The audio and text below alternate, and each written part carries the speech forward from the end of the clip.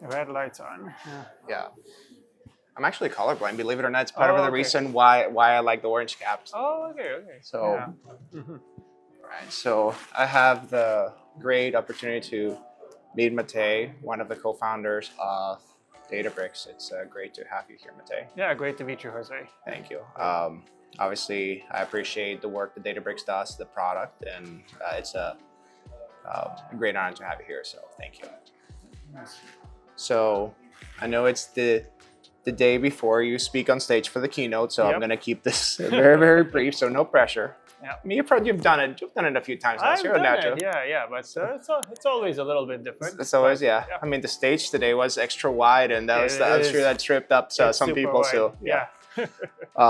So perhaps just one or two simple AI-related questions as it relates to actual business value.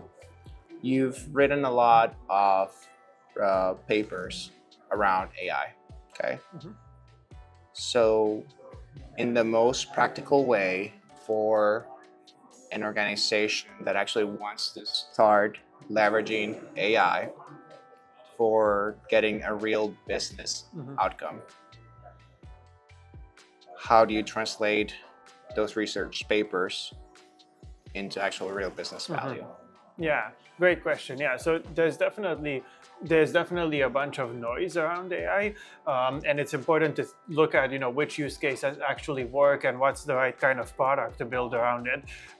So basically, the issue is generative AI today. It can do a lot of really exciting things. It can sort of reason about different types of tasks and different types of knowledge, but it's not perfect, and it's very hard to get it to be like 100% reliable for anything. So I would say the applications that are taking off and doing really well one is applications where there's a human in the loop. So even if the AI makes some mistakes, you can tell and you can sort of fix things based on that. So for example, a very popular application is internal question answering bots based on documents or APIs or structured data you have in your company. Sometimes they're external facing, or they help, say, a customer support agent, so they help them walk through something. Sometimes there's a fixed workflow that's sort of hard coded. Sometimes you give them guidelines and they do something. But these are all applications where there's a human in the loop that's sort of looking at the output, maybe deciding, do I actually want to proceed with this, looking at citations and so on. So this is one type of app. Coding assistance is the same thing, where for most cases, like, you ask it to do something, but you can review it. The other kind of app, which is harder to build, but potentially you can get AI to do really powerful things, is where it's doing some kind of search process, but you have a great way to score what it's doing. So you have some kind of verifiable reward.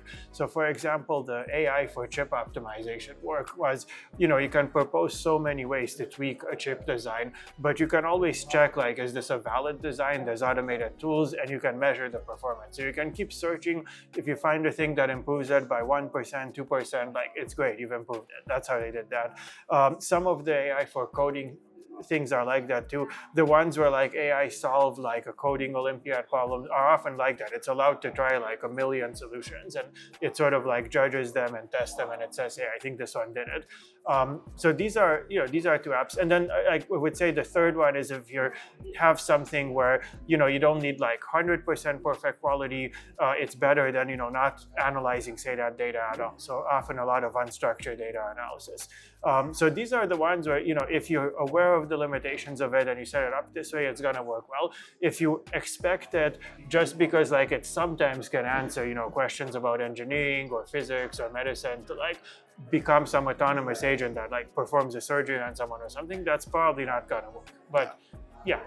Awesome. I guess I'll just do one more question is, what's the area within AI that you think for the next year things are going to get better at? Why will things get better? Yeah, that's a great question. I think I think, well, I don't know if this is an area where the technology will get better, but I think people building the apps will start to care a lot more about evaluation, and will start to develop better practices for that. For example, one of the things we've been seeing is like you want to try to train essentially automated judges or build automated judges for things, but also combine them with human rating sort of judiciously and try to get high quality that way. So that's often the bottleneck, I think, to like really making progress. You build something, it's good, you have ideas for how to change it, but how do you know whether it's improved yet?